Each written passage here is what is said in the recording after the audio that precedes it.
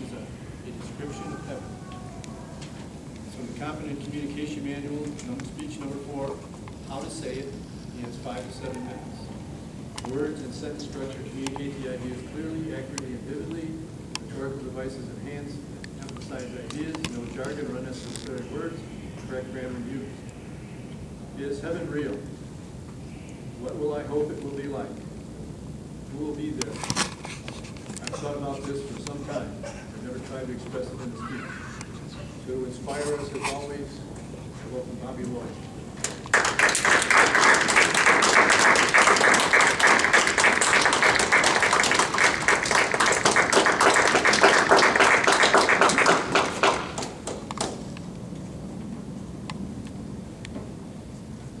Hello, fellow Toastmasters. Yes. People have thought about this millions of times. Does it exist? Is heaven for real? And I look at a story about Ingrid Betancourt. She's a French national. She was running for president for the country of Colombia. And to deter her from voting, they sent her a picture of a dismembered baby. Do you think that's evil? I've seen killers go to the electric chair doing heinous crimes. Do you think that's evil? Now, I know it might be far-fetched, but you have to find where it relates to everything else. Because if you're on the same page as I am, if you think that's evil, if it's evil, there's got to be a real devil.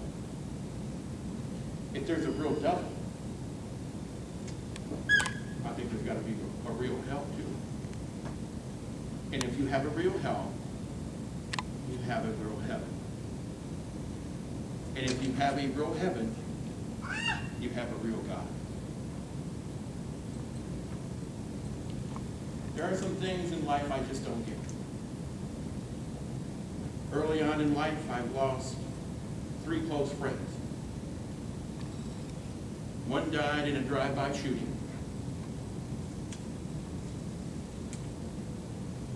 Another one died in a fire. And another one, I just don't understand. I don't get it. He's 7 years old, and we used to play on the same playground. I see him go through the neighborhood, and he had his bike, and he had a bike belt. And I knew when he was coming, because he'd bring it 2-3 times going around the corner, and I knew it was him. One day I came to school, and his desk was empty. He was out with his family. He was crossing the street.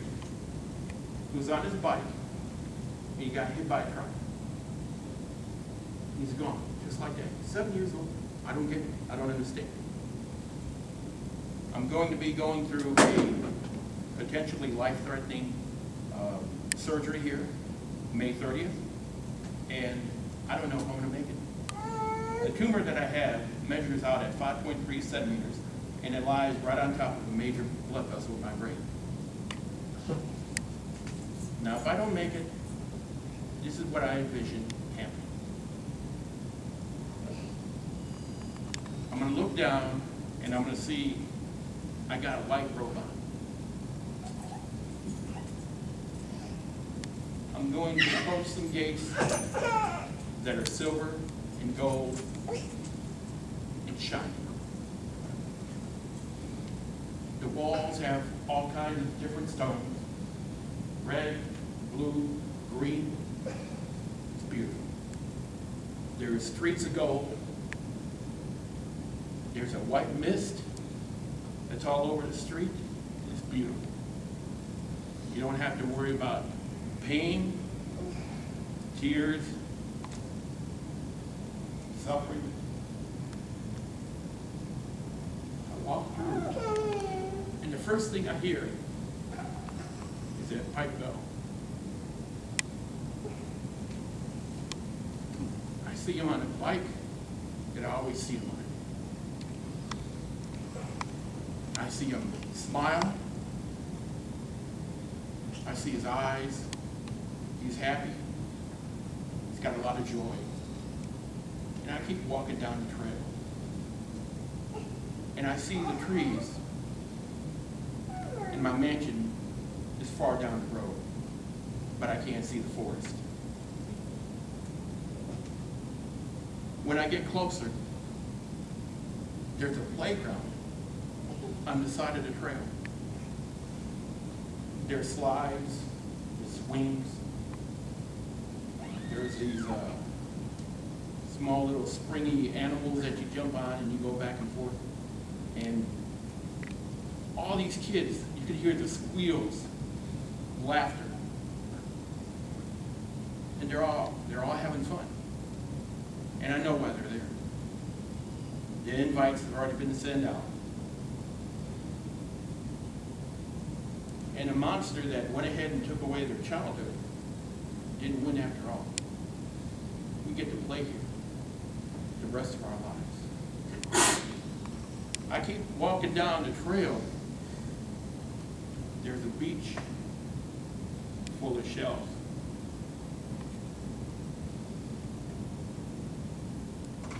My path is lined with pearls.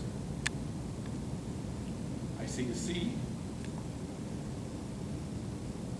It has jellyfish that don't sting. I see dolphins flipping. I see flamingos that are free to roam, and they're in flocks. I travel a little bit further, and my feet brush up against fresh powder, fresh snow, but it's not cold. I see myself on a snow-capped mountain. I could ski, all kinds of sleds. I could do all kinds of things. I look at my mansion, and my mansion is made out of bricks, of ice, and they're clear. There is no sun, because all this light emanates from the ground.